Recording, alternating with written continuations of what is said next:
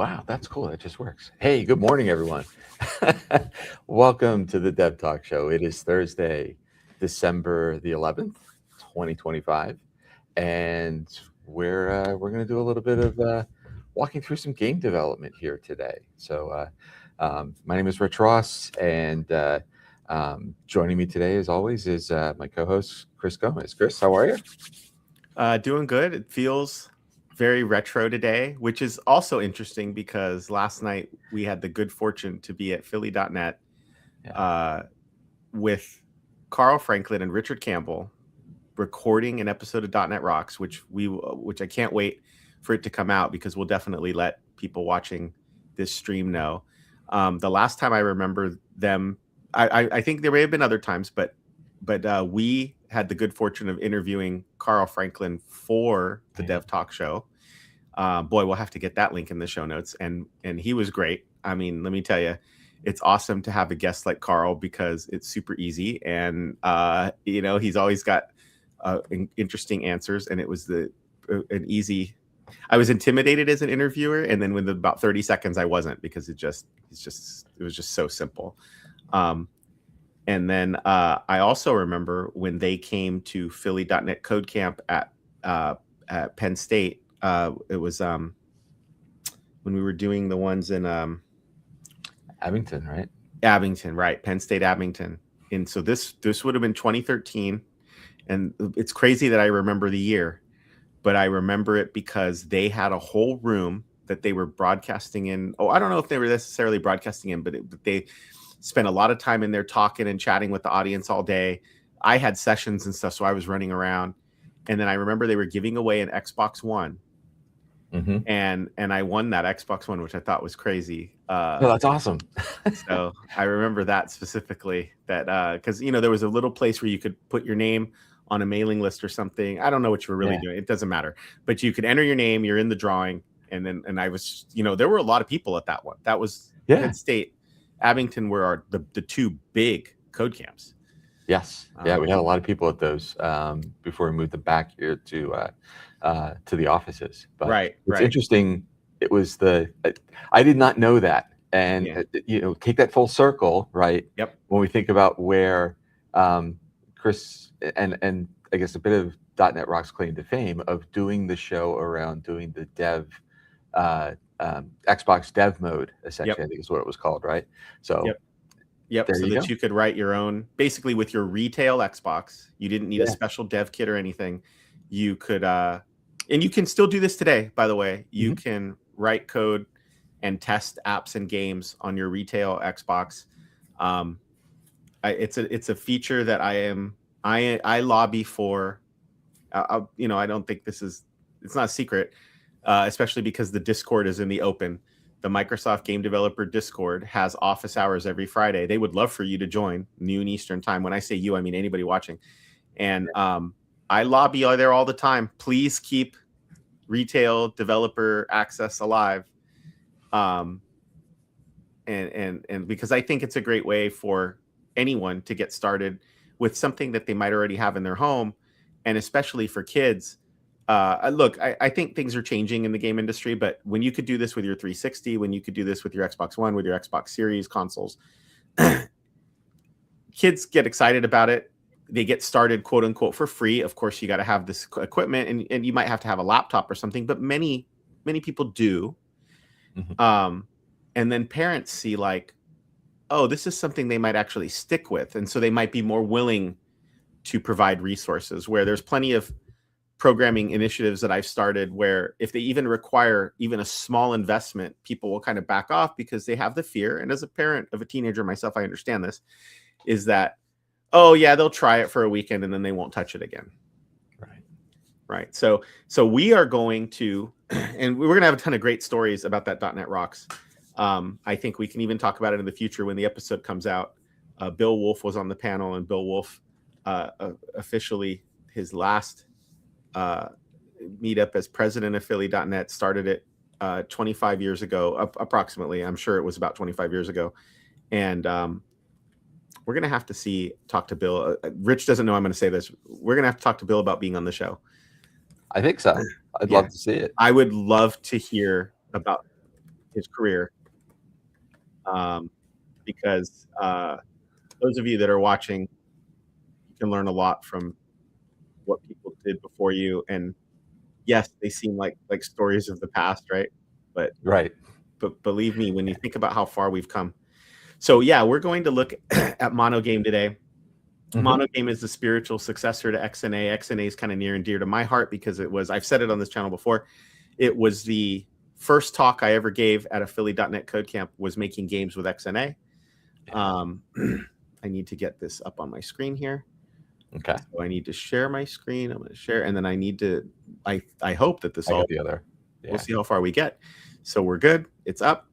And MonoGame is known as the spiritual successor to XNA because when XNA essentially was not going to be supported and kind of going away, MonoGame sprung up not just as something to try and take its place. First of all, it also is cross-platform. Can't wait to do a show where we do this on Linux.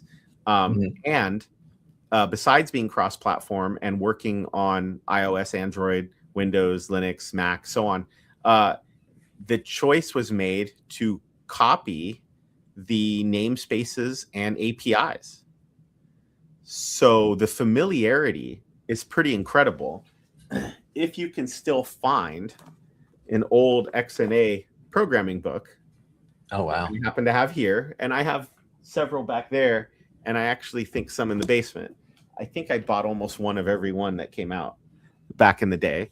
You can learn MonoGame from those books that were written before MonoGame existed. So it's cool stuff. And so what I want to do, because this show moves quick, is I want to get started. We did a quick show recently where I think it was a little in depth, a little slow. We got like a little sprite moving. I want to see, this one might feel a little quick, but let's see if we can get closer to a complete game. And if we can't, the talk used to be make a game in 60 minutes, but I will admit, when I both look at the source code from the past and I look at how my talk was structured, I recognize that, wow, I look at it now and say, man, it needs a lot of work. So we will do that. In fact, the code, I'm going to get this into our, this is a repo that I just opened up the other day. I found a completed version of the game. As Rich knows, I went looking on old laptops, old hard drives to find where did I have it completed, because all I had before that was my notes on how to do it live.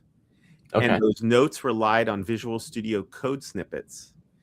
And snippets, you write them in XML. I think you might still do it this way. I'm not really sure. You write them with some XML, you put them on your own system, and that's the problem. We're talking pre-Dropbox, pre-OneDrive. They're just on a system somewhere. Yeah. All the things that made it easy to move from one system to another. So yeah, where I don't even think about that stuff anymore, right? I just put something, I store it in my OneDrive, and then I go to another computer and it's just there. And I was like, oh my gosh, like, where is the completed game? So how do you get started? Well, first of all, the MonoGame instructions are fantastic. They really are great. I think they're great both for Windows with Visual Studio. You don't need Visual Studio. You can use Visual Studio Code. You can do this on any platform. And in fact, you might even say that it's a little bit easier in Visual Studio Code or other editors, because you just use the .NET CLI to get templates. And the projects themselves pull the tools down that you need every time you build. So it is just so frictionless.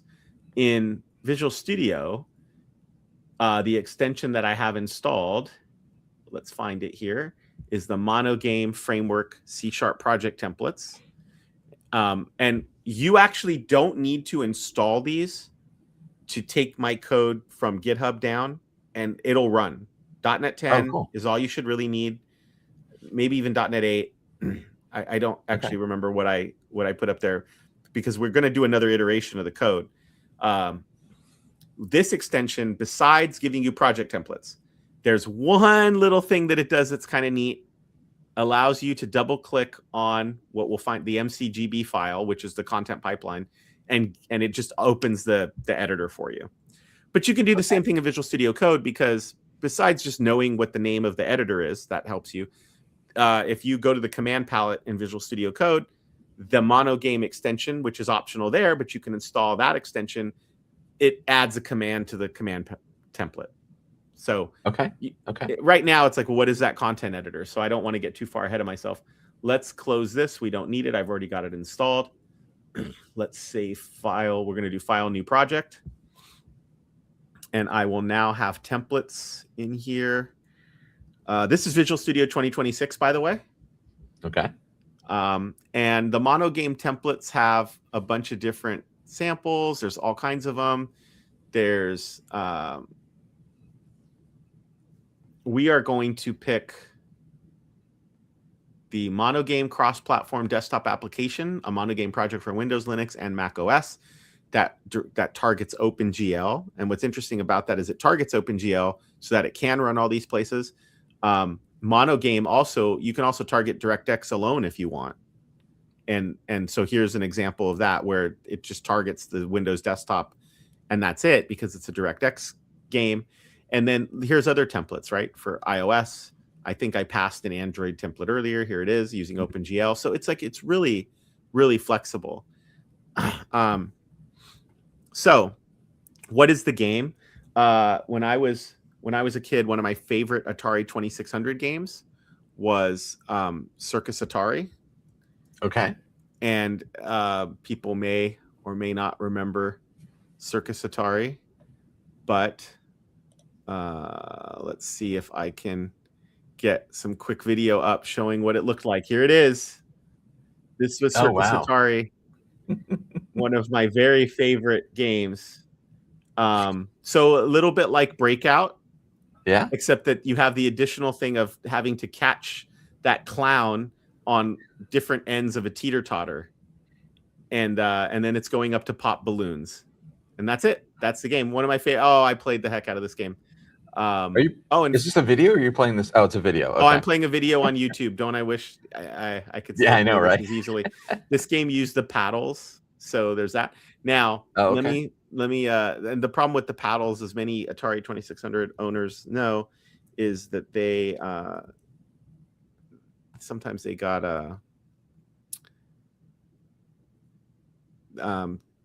they wore out quicker than the joysticks.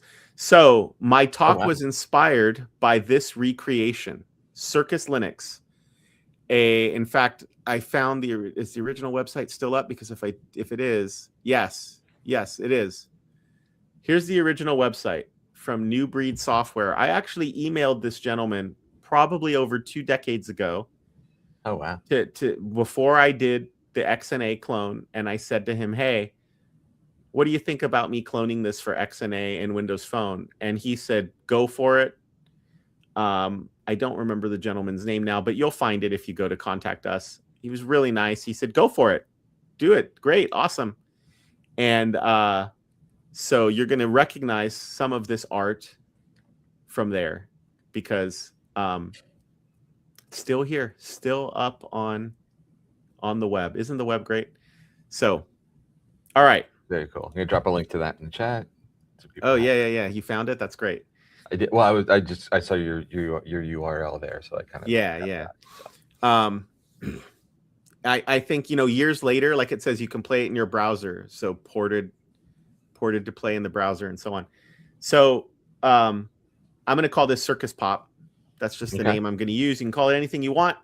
I'm going to go to create and let's see. Oh, I don't get any other options. That's interesting. I thought I might, but let's see what happens when I load the properties of the solution. Now, loading the properties of the solution brings you up, if you're not familiar with Visual Studio, brings you up a lot of options that if you are super familiar with .NET and not so much with Visual Studio, a lot of these options are just sitting here in the project file nowadays. It wasn't always this way for Visual Studio developers, but Target Framework is just sitting right here.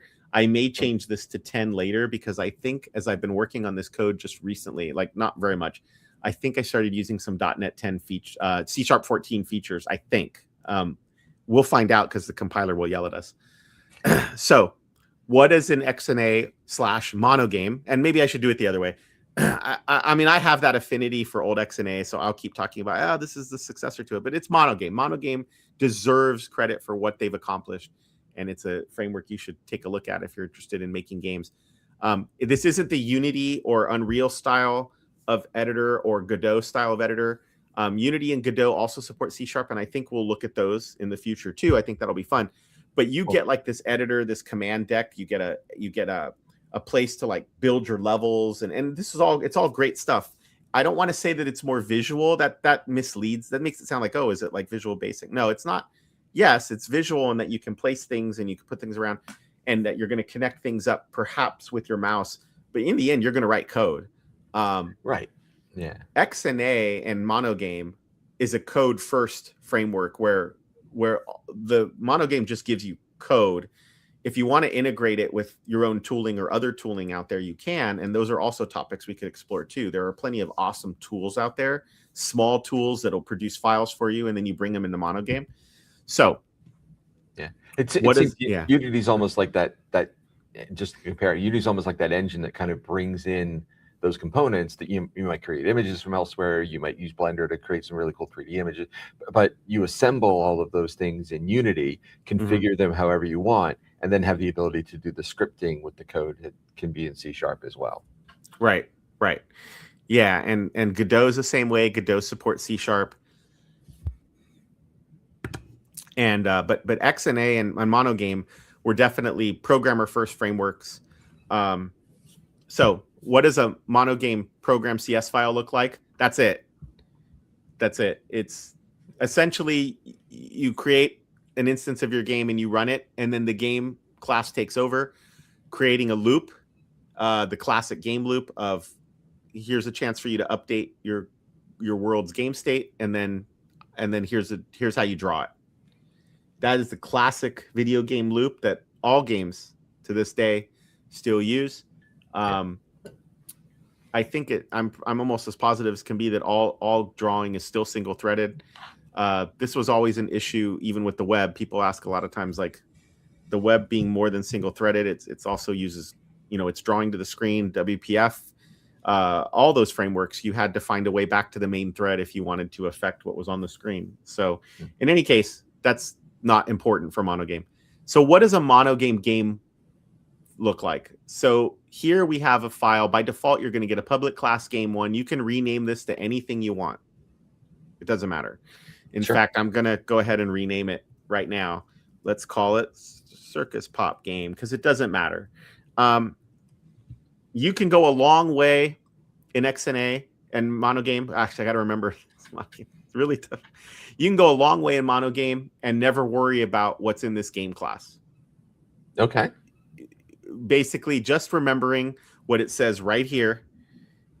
Handles setting up a window in graphics and runs a game loop that calls game update and game draw. You can go a long way without worrying about what that game class does besides it. And so you just derive off of it and run it. And these methods are going to get called update and draw, update and draw, update and draw. That's what's going to happen. So, okay. We've done this before. We did this last. Go ahead if you had a question. Yeah. No, I think that's great to kind of level set. You don't have to be overwhelmed by everything that's included in the MonoGame capabilities and what all that is in the classes that you're inheriting from. Just, it's really plain and simple, and you can dive in and start modifying the bits to make it be your game. So that's cool. Right. In fact, you're going to see, those of you that cringe when you don't see maybe the best use of features of C# or object-oriented programming, because I believe that the purpose of my presentation is I was focusing on game development, and so there is very little of that kind of code reuse. Sure. I would like to change that, and that's something we have the opportunity to do on the show over time, I think. So, in any case, how do you get started? I would always tell people about these 4 functions. When the game starts, it's going to first call initialize. And what they say here for us is override this to initialize the game and load any needed non-graphical resources. It initializes game components, which I think we'll barely see. And then it calls load content. So load content is right here. Load content is typically, let's see, I'd love to have the IntelliSense up for it. Override this to load graphical resources required by the game. They say graphical. It doesn't necessarily have to be graphical resources here, although there is an important reason why. And if I recall correctly, I hope I'm not wrong about this, but just reading that jogged my memory. I believe that if you change display settings, that load content might get called again to allow you to load different textures or different assets based on that resolution or those display settings. Very common games will, in order to run on different machines, might have versions of textures or graphics that are designed for lower resolution, and then others that are super high res for 4K. And there's no need to throw all of that into memory. You only need the ones you need. So I think that load content gets called again, but I got put on the spot there a little bit. I don't remember. But now, again, you can go a long way without caring about that at all. Update, called when the game should update. And then it also calls update on game components. So XNA has a system that you can optionally use called game components, where you implement it's a component-based architecture to implement components that also have their own update and their own draw loop methods, not loop. And then the game loop, if you've registered those with the game class will draw them as it's doing its loop. It'll also say, hey, well, let me go call the components updates and let me go call the components draws as well. So, okay. Any questions, or let's get something on the screen? Let's see something on the screen. No, this is good foundation, sir. So if you do nothing else but click run, then you will get this blank screen, because the only thing our draw method does is say clear the screen, clear the graphics device, and set the color to cornflower blue, which is very much the XNA color. Everybody associates cornflower blue with XNA. So in any case, where do I get started? Well, there's a couple things. There's something I want to do first. I'm not going to do full screen yet. You can do full screen gaming. It's very easy. In fact, you just set the graphics device to full screen, and that's pretty much it. But by default, MonoGame is going to give you a 640 by 480 surface, which is a little on the small side. So what I'm going to do is I'm going to, right here, this in the constructor, we have a graphics device manager that is created. You pass in a game to it. You don't have to know much about this. You don't have to touch this at all. I'm going to take a couple of its properties, preferred back buffer width and preferred back buffer height, and say, hey, set those to 800 by 600 for me. And all that's going to do is just give me a slightly larger area. We can do even more later, but I still want to kind of be in a place where we see the screen and see the game. That's all. That's all that's about. Cool. There's no reason why you can't do whatever size you want. Okay, so now that I've done that, no big deal. Now we need something to draw. So something to draw, let's go into content here. And probably the easiest way to do this is, remember how I said earlier, if you have the extension installed, the content pipeline in XNA is all kind of going to, by default, sit in this, in MonoGame, by default sit in this content folder. And this is the content pipeline editor file. This is like, it's like the CS proj of content. So if I double click on this, which I think I double clicked, I hope I didn't say, no, there it is. You get the MonoGame content editor pops up. Now, I need assets for this game. So let me see, where do I have assets sitting at? Okay, I've got them here in another folder because I'm gonna have to go grab them. This is pretty easy to use. I'm gonna right click on the content project here and say add, and I have existing items, like existing graphics, and I am going to go to another spot on my hard drive here where I've got different things, and I'm going to grab this clown and I'm going to say open, And it reminds me, it says, look, this asset is outside of your target directory. What do you want to do? You don't have to do this, but I think it's easier just to copy it right into your project. That's what option 1 is going to do there. So I'm going to go ahead and say add. And as we can see now, clown.png, I am using a PNG file, is sitting here and it's ready to go. If I double click on it, do I get anything in Visual Studio? Oh, I do. There it is, right? Very pixelated, but that's the first version of our main character there. So back in the editor, there's all kinds of things we can do. We can define on it. We don't need to touch any of them right now. Later in the game, we will, or we won't, but it's just something to know about, that there are other properties that we can set right here in the content. Something that I almost always forgot to do is first of all, I want to save. We can see the project is unsaved because of the asterisk. So I want to save it. And I also want to build it. So I'm going to click build, and you're like, well, what did build do? Build, we got some new files over here. We get some output that MonoGame can use. Your files are loaded into a content pipeline file that's called, the format is usually XNB. XNA comes with its own content processors for things like graphics files and sounds and music. You can build your own content processors and therefore use the content pipeline on your own things. And it's actually quite cool. At first, you might wonder, like, well, why would I do that? And it's like, well, it makes it reusable. You could use it across different games, things like that.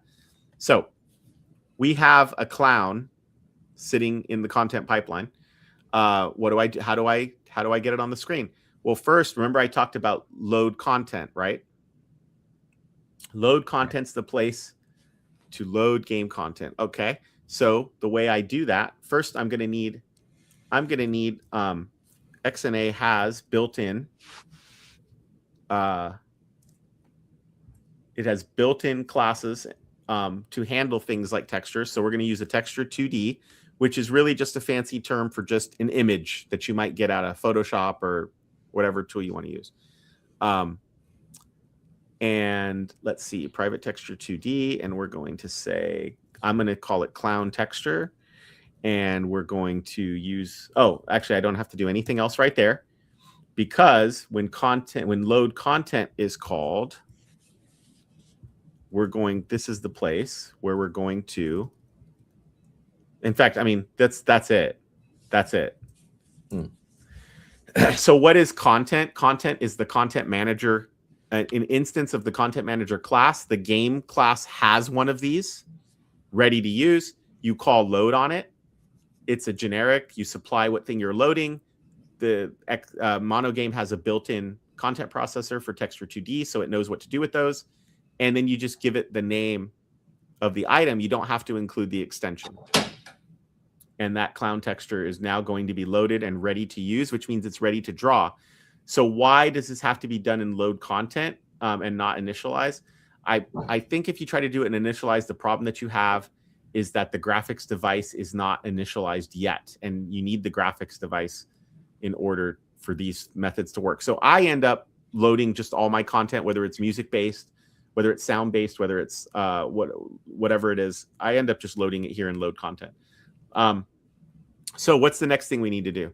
Well, we could skip update right now and go down to draw. And let's see, we're just going to, in our draw method, just draw the clown. But MonoGame provides a helper to draw sprites. It's called Sprite Batch, and it takes care of anything related to drawing pixels on the graphic device, and it even knows how to draw textures for you. It understands transparency. It can do scaling of your device. It can do some color modification. It can rotate it for you. It can do, the draw methods can do a ton of stuff. So the built-in sprite batch, there's a built-in sprite batch in every game. You can delete it if you don't need a sprite batch at all, but sprite batches are pretty useful. So you call sprite batch begin in your draw code. And in fact, it's basically knows exactly what I want to do, really, is draw the clown texture at a spot on the screen, X equaling 100, Y equaling 100. In MonoGame, 00 is the top left corner. It is not the bottom left like a piece of graph paper. And it goes across positive and down positive. So that might be a little weird at first. And the only thing I'm doing by saying color white is that I'm telling MonoGame to multiply the colors in the texture by 1, essentially, because all of these values are the fullness of each value. Like 255 is the max for red, green, blue, and alpha. What does that really mean? It means don't touch it. You can do interesting effects with color effects where you don't even have to make multiple versions of your sprite. You just alter the colors, which is kind of neat. It's kind of a neat thing you can do. So that's it. That's all I really have to do, except for one other thing. I need to end the sprite batch. I almost missed out on that. So I'm going to leave a little space here because we're going to be back. Go ahead. Just a question in there. So when you say sprite, I mean, that's essentially an image or some object inside of your game, right? Yep. So sprite is a game development term that they are 2D graphics used in game development that aren't just for still images. The term sprite will also apply to a character or a thing you see on screen that's animating, but it is 2-dimensional, and it's integrated into your larger scene. So like if you think about any game, the main character is a sprite, but also all of the little images that might make up what you see on screen are also sprites.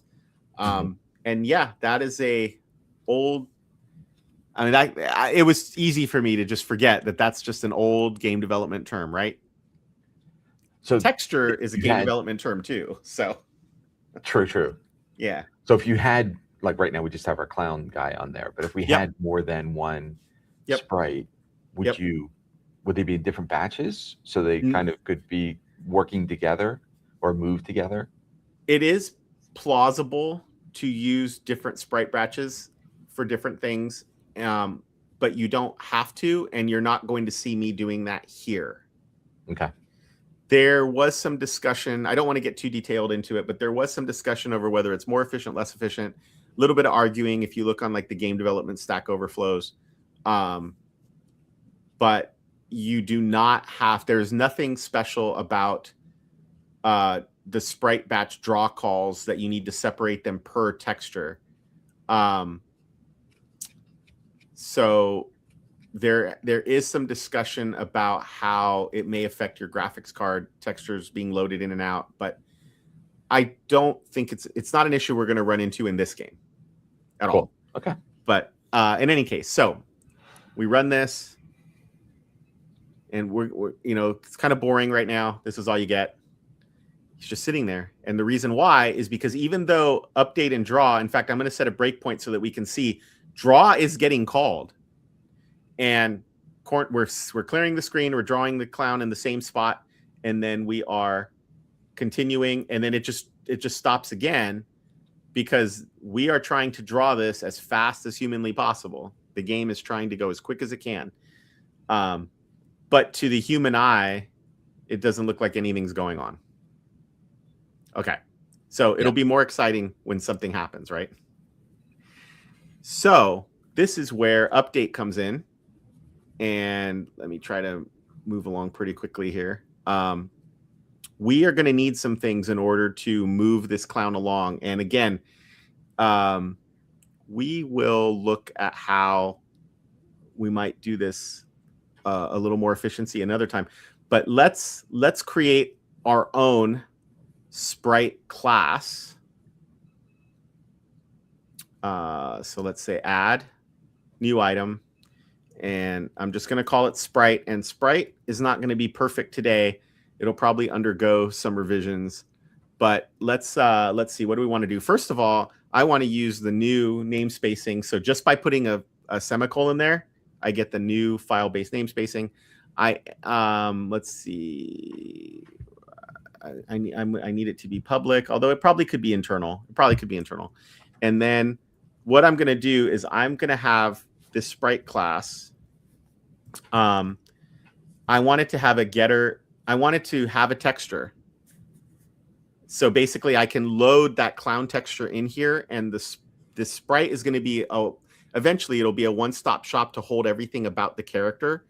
And since the sprite is going to have a texture that we draw, but also a place on the screen that it currently exists, I want to start getting that into a single class. I was working on this recently, and I haven't decided yet if this is going to remain a public field, but it is for now. And then I might as well just go ahead and put in that I'm going to need a velocity vector 2, a vector as well. Yes, this is a vector 2. It's a 2-dimensional vector. And then so when we create one of these sprites, I actually don't think I want this yet. I don't want this yet, but let's do this. And there's a reason why I don't necessarily want texture in here. I'm going to change this to say initial position, just to make it a little bit easier for me to, I guess I could have used rename to do that instead of, because now I have to come in here and fix all of these. All right. What else do I need? I don't know if I need anything else right now. I do want a version of this constructor that just doesn't care if you've initialized it, just sets the vectors to 0. So the vector 2 class has an enumeration that basically says, look, I'm going to give you a vector that's 0, 0 already. That's kind of neat. So that should be it. That should be all that I need. As we were working here, I got, that's interesting, that I got some automatically included namespaces. I'm going to say let's remove and sort the ones we don't need. I'm not sure why numerics is in there. Doesn't really matter. Okay, that all worked. So basically that I have my sprite. So now I can go back to the game class and I can say, let's create one of these sprites. And it's the clown here. And so there's a reason why when I haven't quite thought about how I'm going to deal with this overall, but I can initialize the clown here by saying that I want a new sprite. And in fact, it's doing it there. It's basically doing what I want. Except that what's my overload for this? I don't have a clown texture overload. And what do I want to say? I want to say that it's going to start at 100. 100 is fine with me, except that vector 2. And your velocity then. Yes. Just for completeness, I'm going to actually make it clear that those are floats. And vector 2.0, no velocity, right? I don't know. Do I have this wrong? New vector 2. Is this what I have wrong? No.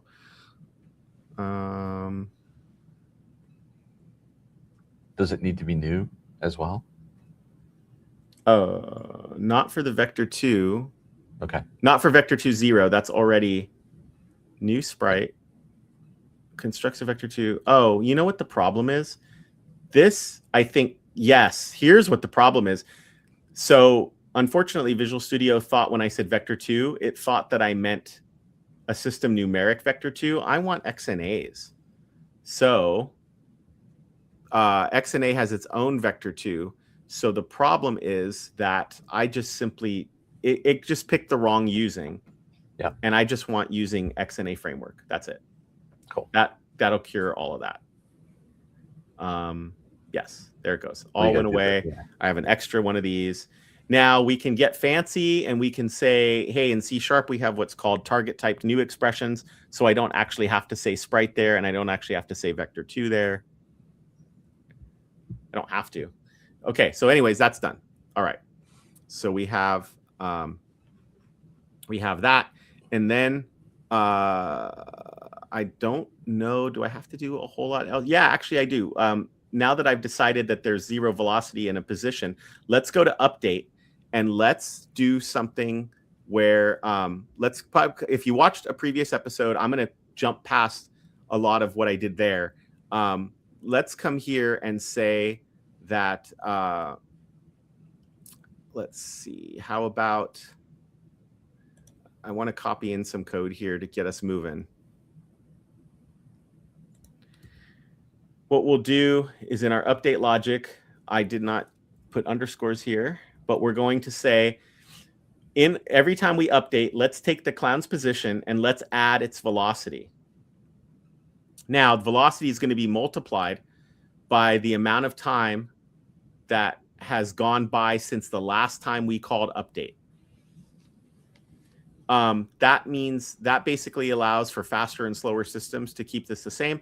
I will have a video that I will link in the comments that talks about why game developers just take whatever they're updating and multiply it by elapsed game time.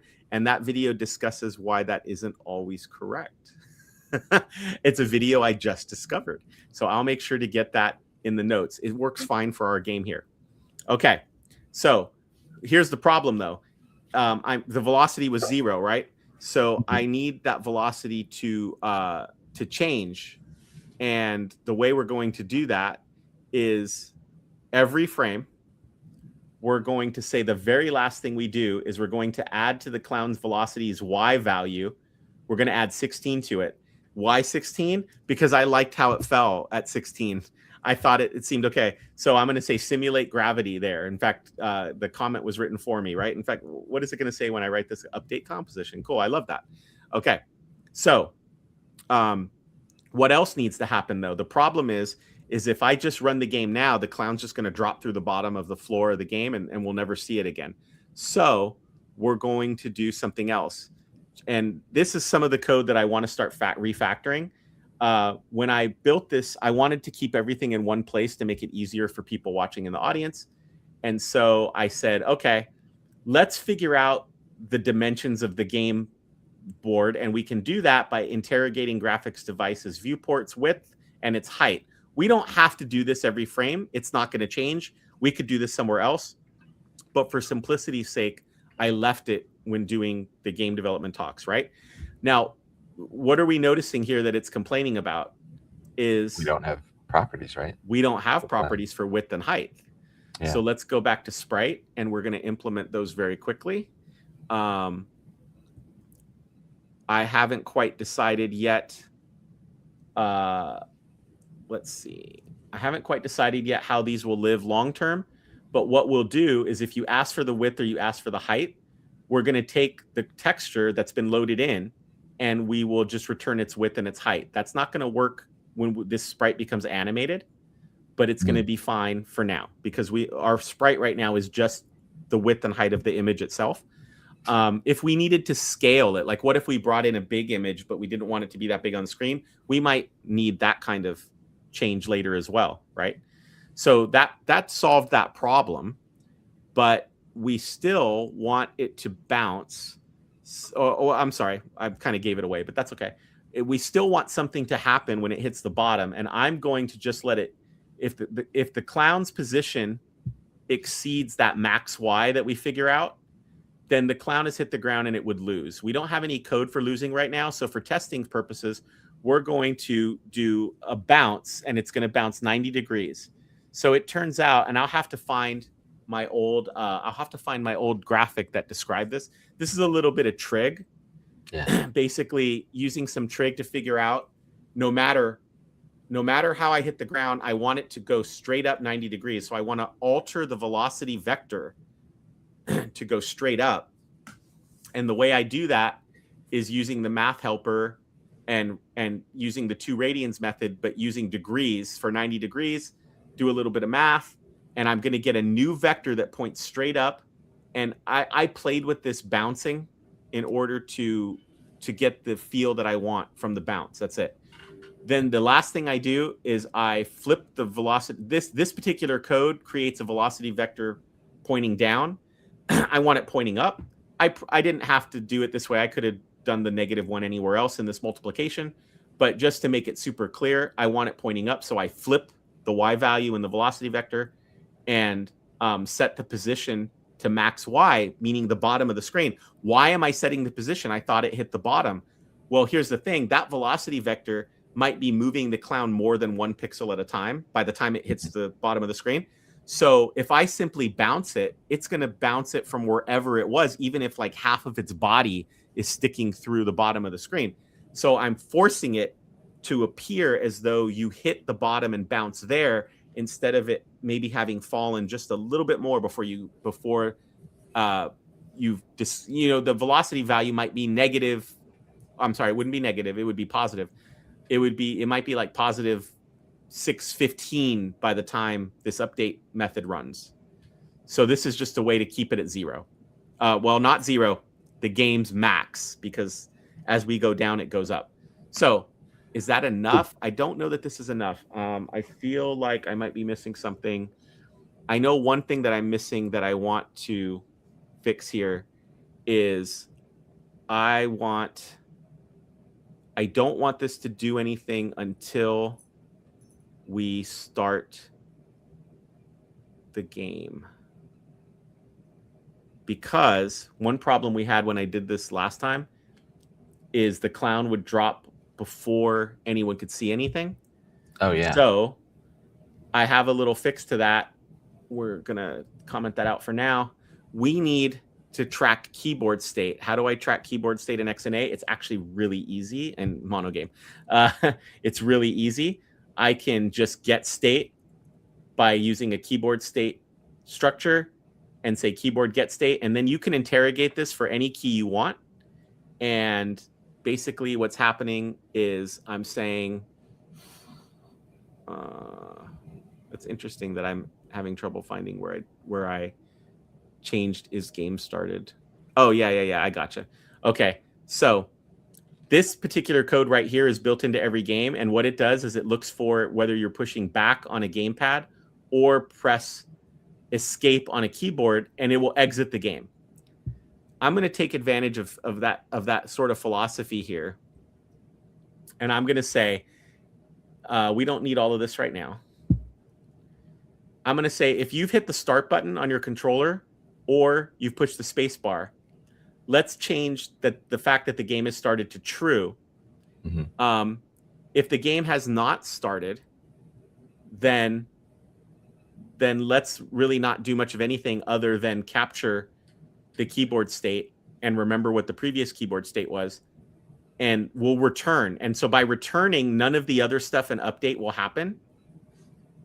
And the nice thing about that, we always want to make sure we call base update though. So that's why that's here. So none of the other stuff will happen. So the clown won't move. I need to add a few values here though. This previous keyboard state has to be kept for posterity. So in other words, for the next frame. So let me add that up here to our game class. And there was another thing up there that I'm using. It's that Boolean has the game started, right? Right. So let's get that in here.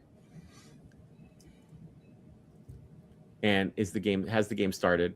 And it hasn't. Okay. So that should be it. And the reason why I wanted to add that, let's see if it all works. Hopefully the clown will be suspended. Yes, the clown is suspended because I want to hit the space bar and then, oh, it blew up. Texture. Oh, you know why? I know why. Find the texture. Yeah, you're right. That's awesome. I love that you caught that. So just because I have a clown texture does not mean that I loaded it, but I didn't make it part of that clown sprite. In fact, there it is right there. I can do it right there. Awesome. Right. People may ask, why don't you, when you create the texture, why don't you load it there? Here's the problem. The problem is that I can't load the texture till load content, and I'm creating the sprite here in initialize. I don't have the texture yet. That's something I want to think about dealing with in the future. We'll figure that out. My previous version of the code isn't even that clean. So I hit the space bar. Oh, and it didn't start. The game did not start. So previous keyboard state equals state. If this game started equals true. Is game started equals true. If this game's not started. So I'm wondering what's going on here.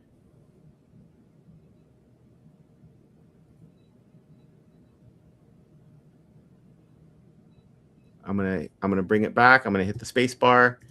Okay, there it is. Is game started equals true. Let's zoom by it. Because what I'm wondering is this happening? It kind of looks like it's not.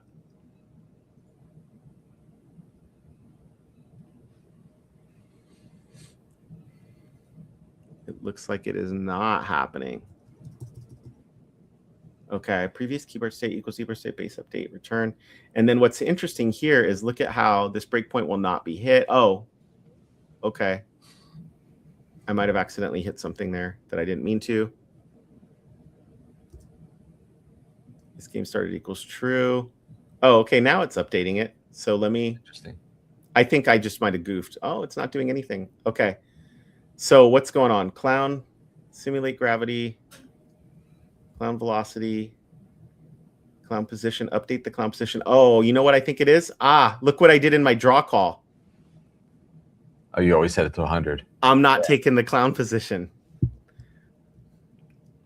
So, of course, it's actually sitting there updating it, but nobody's drawing that new position. Mm-hmm. Okay. Things that you forget when you're in a hurry. Right? So let's get by this. We don't need that breakpoint anymore because I now suspect this is going to do what we want. All right, there he is. So that's happily bouncing along. Yeah. He's doing his thing, right? All right. So how are we on time with you? We're little past 8:30. Okay. Is that okay for you, or because if I can go a few more minutes. Thing?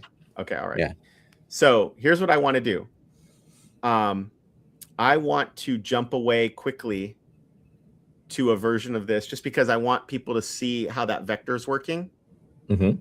I'm going to jump away to a version of this that's actually, it's in the source code that's on GitHub, but it's not, it's a previous commit. So not necessarily the easiest thing for people to do, but I'm to look at. I am going to, let me see if I can find it.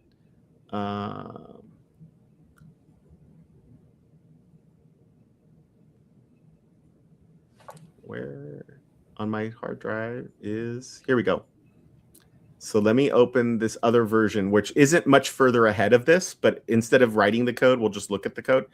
So in order to demonstrate something, I have in this other version, I have a couple other classes that we're going to look at. An eye-moving object interface, a velocity display class, and a primitive batch. So let's go through this. Primitive batch is a community class that I found that basically it's like sprite batch in a way, but it handles you drawing what are called primitives on the screen. Like I could draw lines. I could just draw a line, and it just handles that for me by saying, hey, I want a line from this position to this position, and it handles that for you, which I think is really cool. Why did I want to draw lines? Because I wanted to implement this game component. So this is Microsoft, this is XNA's and MonoGame's version of component base. If I implement this game component, then and I register it with the game, it's going to call initialize, load content, update, and draw for me. And all I want this game component to do is you pass it anything that implements eye-moving object. That's all you have to do is give it an eye-moving object, right? Okay. And once you do that, then it will say, okay, whatever you told me is the moving object, I'm going to get its velocity out of there.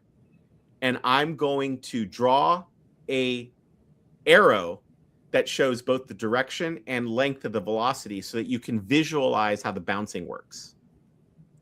We can go over that in more detail another time, but I would always take time out to show this to see that as he's dropping every frame, the velocity is getting more quote unquote gravity added to it. So he's not falling at a constant rate. He's coming down quicker. Then he's accelerating. And then all we do when he hits the floor is you can just see that it just flips. That's all it is. It just flips. So taking whatever velocity he had and just immediately rebounding it up. Essentially, it's actually not quite true because when he hits the floor, we have some code in there to do this soft bounce. When he hits the trampoline, that's a little bit more of like take whatever you're at and reverse it. Okay. So that's a little bit of a cheat here, but it was in order to just make him bounce softly. And so that's code that I have in here to very quickly show that for demo purposes, right? And that's the velocity that will change, because you said if you come down and hit at 90, that's like the most you're going to get. Whereas if you are going at an angle, you're going to lose some of that. You're not going to rebound as hard. Right. Actually, I think it turns out that I can't remember what velocity values I started with, but it might be a little bit harsher because the game starts with no velocity. And again, like it says here, for testing, forced a soft 90-degree bounce. If I just do something simple, like maybe make this 400, then we're going to see that the bounce is a lot softer. Okay. And that's it, right? So we lost all that velocity. Yeah. Basically, no matter what happens, I'm sort of like resetting the vector to say only make it 400 in length. So now that it's only 400 in length, it only bounces a little bit, and then when it hits, it gets reset. So that was just, like I said, it was a testing thing. And I think the reason I chose the 750 way back when was so that we could have plenty of time to see that vector doing its thing, right? Yeah. Okay. We have a lot of other things to look at, of course, and I don't necessarily want to jump too far ahead. But in fact, if anything, maybe I should be doing a little bit less like live coding. We'll have to figure out a good balance between live coding and actual play here. But let's see. I'm wondering if I bring this up here in Visual Studio Code Insiders and try to run it, and it's going to say, hey, you're going to need to pick a launch thing. Okay, I did that. It would be cool if this just really ran. Nah, it didn't. Okay, that's fine. That's not a big deal. Let's see. Let me do one other thing here before we go today, because we've got a lot to talk through. We've got to talk through animation. We want to talk through music, stuff like that. And we will do that on, I suppose, probably our next show, right? Yes. Hopefully tomorrow. Yeah. I just think what I'm going to do, though, I'll tell you what I am going to do is that. Okay. Let's do this too. Just comment out a couple things. Okay. And I think I have the vector moving in this one. Oh, maybe not. Does the content need to be run? Let's see. Let's open this up and let's see. It might be that I need to run the content pipeline. Let's find out. Yeah, maybe it says skipping everything though.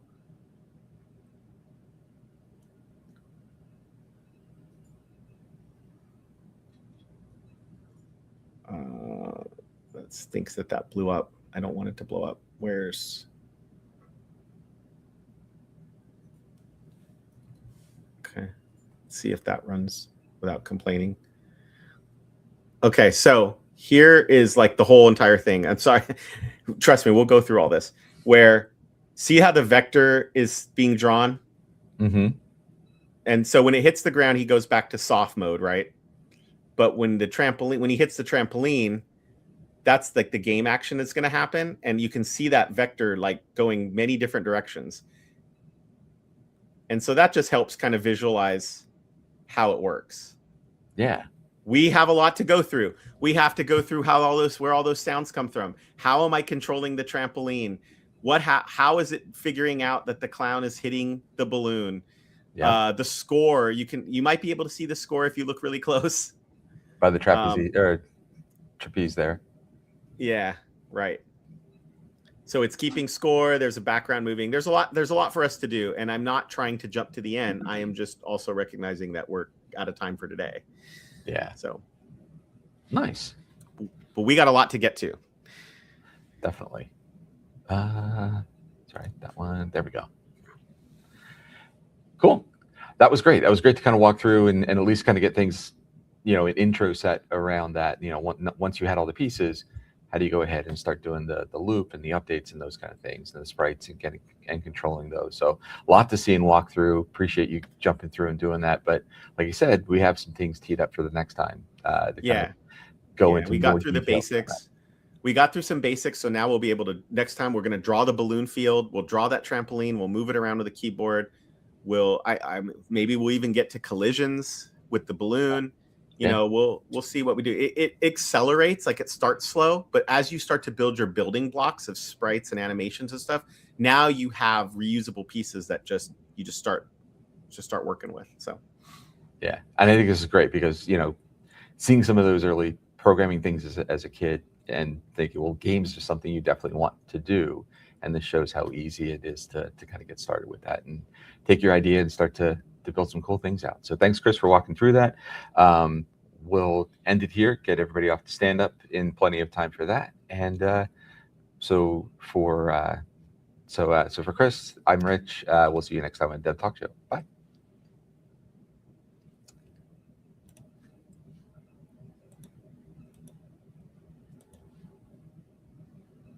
Oops. you just end it. No. Yeah. Okay. It'll tell you. Bye, everybody. Bye.